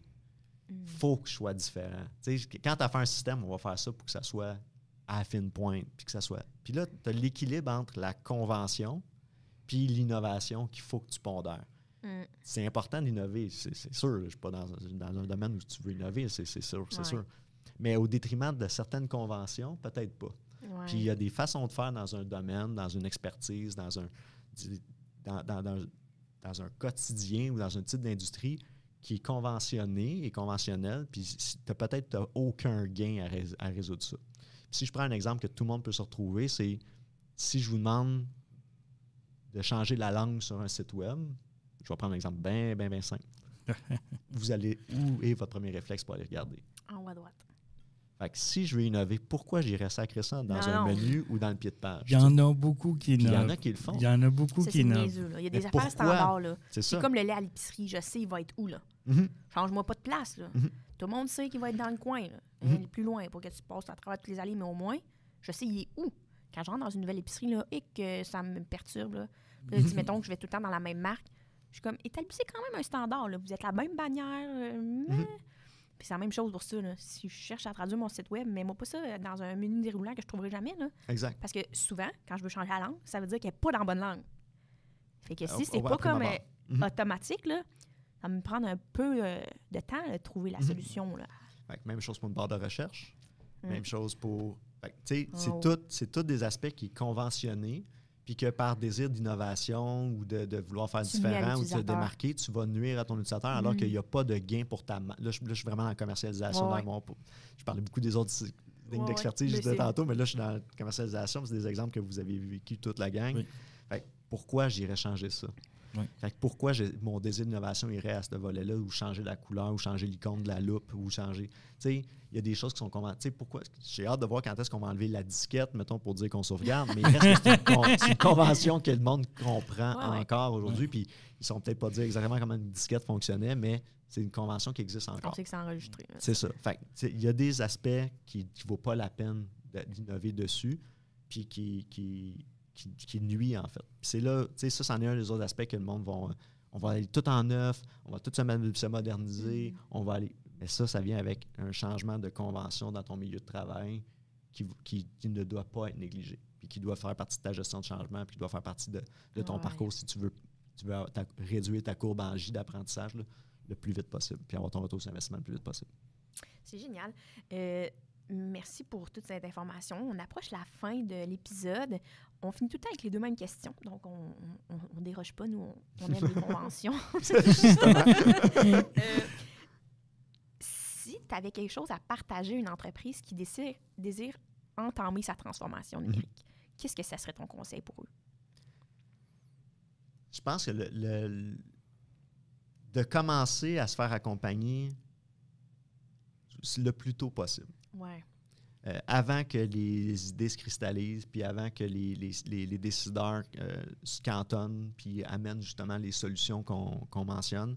Je pense qu'à partir du moment où tu sens que tu as les symptômes d'une problématique que tu veux résoudre, puis que tu as les moyens ou que c'est le bon moment. Les moyens, c'est pas juste financier. Là. Oui, tu as les moyens financiers, fair enough, mais c'est les moyens de temps, la disponibilité, l'expertise, l'énergie disponible pour le résoudre. Tu devrais commencer à te faire accompagner en mode d'analyse et conception, si je parle de mon langage, ou en mode Audi, ou peu importe comment on veut le voir.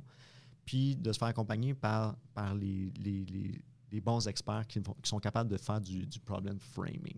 Ouais. Je veux problématiser. Cibler la bonne problématique dès le début. T'sais. Je veux pas te vendre une solution. Non. Je veux pas te vendre un outil. Je veux saisir la bonne problématique, comme tu dis. Fait ça devrait être toujours... Puis si tu dis, mais oui, mais j'ai pas 4 millions pour faire un changement de projet. Non, mais peut-être que sur un projet de 500 000 ou 200 000 ou 1 million, peu importe, si tu prends 50 000 là ou 25 000 là pour juste t'assurer que tu vas régler le bon problème puis que tu vas amener la bonne information, c'est pas si cher payé que ça. Mais non, au moins, tu investis cet argent-là dans la bonne solution, dans la bonne problématique, tu sais, parce que cette solution-là me coûte moins cher, mais finalement, c'était pas la problématique que j'adresse, c'est de l'argent perdu. Tu sais. Si le monde n'utilisait pas ton Dynamics CRM parce qu'il le trouvait compliqué, puis tu te dis, mais je vais installer Monday, mais ça se peut qu'il l'utilise pas non plus. Parce que le problème, c'est pas qu'il est compliqué. Non, le problème, c'est que c'est pas ça qu'il a besoin de Ouais. faire dans sa journée.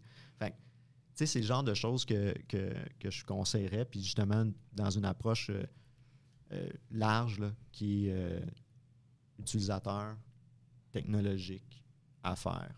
Ce triangle-là doit être adressé avec du monde qui sont habitués de collaborer ensemble, qui sont habitués de négocier ensemble dans ces trois facteurs-là, puis de trouver le sweet spot Oui, c'est ça. pour le contexte dans lequel on parle du projet. Fait que ça, c'est le modèle idéal. Puis si après ça, tu as réussi à circonscrire ça, puis tu dis, OK, mais mon projet idéal coûterait 5 millions, mais c'est quoi le premier 100 000 que je peux faire pour que ça fonctionne? En phase, comme on disait au C'est ça. début. Là. Ben, c'est ça, exact. Ouais. Puis là, je vais juste faire un petit aparté là, de ça. C'est, oui, faites-vous accompagner, mais choisissez intelligemment votre accompagnateur aussi. Tu sais, je pense que, tu l'as bien dit, on ne cherche pas à se faire vendre une solution ou un logiciel ou une technologie X. Donc, ciblez un accompagnateur qui va être là pour vous aider à faire votre diagnostic, comprendre votre vision, votre problématique, creuser avec vous, vous challenger, mais surtout, pas vous entourlouper avec un logiciel qui est peut-être pas le bon parce que l'accompagnateur n'a pas la neutralité que vous auriez besoin pour démarrer un projet. C'est sûr qu'il y a un certain bout dans votre projet, on atteint le point que c'est le temps de chercher pour un certain logiciel. Là, c'est sûr que tu vas faire affaire avec des vendeurs de logiciels, etc. Ça, c'est normal. Mais quand une étape au préalable a été faite avec un accompagnateur neutre qui, lui, a une expertise spécialisée dans le framing de solutions ou encore la vision d'entreprise, bien, ça vous permet au moins de faire votre plan de match concret selon vos besoins. Puis après ça, avoir une meilleure tête sur ce qui s'en vient dans les phases et être moins influencé par le discours de vente, je pense, de différentes solutions technologiques. Oui. Pour clore tout ça, notre dernière question pour toi, c'est qu'est-ce qui, aujourd'hui, dans notre discours, ben, ton discours, notre discours, l'échange qu'on a eu aujourd'hui durant l'épisode, t'a le plus marqué? Mais je pense que c'est l'intérêt, en fait, de comprendre cette dynamique-là d'entreprise où c'est plus que des machines, c'est plus que des besoins d'affaires, c'est plus que des sous que je génère, c'est à fin des fins. C'est des humains qui utilisent les choses, qui recherchent des bénéfices, qui recherchent la valorisation, qui recherchent à créer de la valeur, qui recherchent un besoin d'information, un service.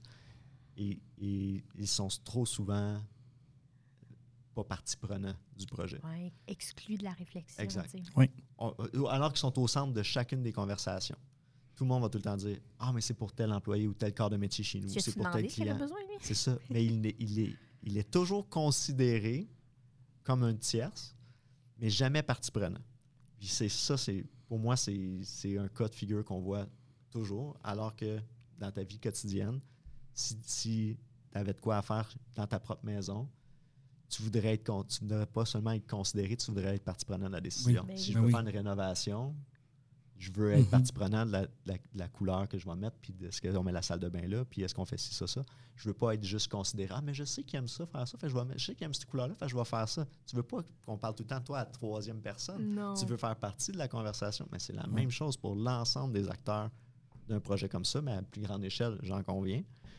Mais qui sont ceux qui vont bénéficier et qui vont générer le bénéfice du système. Puis ça revient à ce que tu as dit un peu durant l'épisode à un moment donné.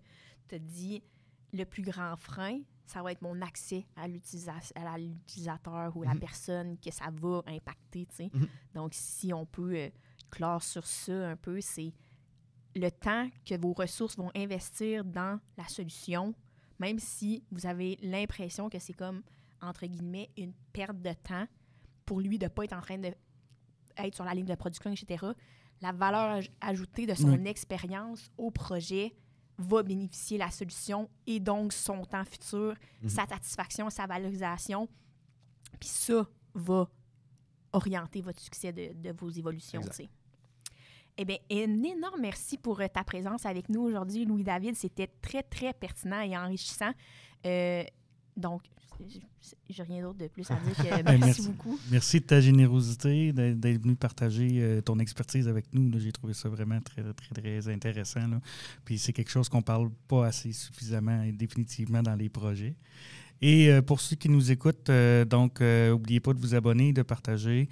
Donc, on essaie de partager les expertises de nos experts et des gens qu'on reçoit au podcast au plus de monde possible. Donc, on vous dit au revoir et à bientôt.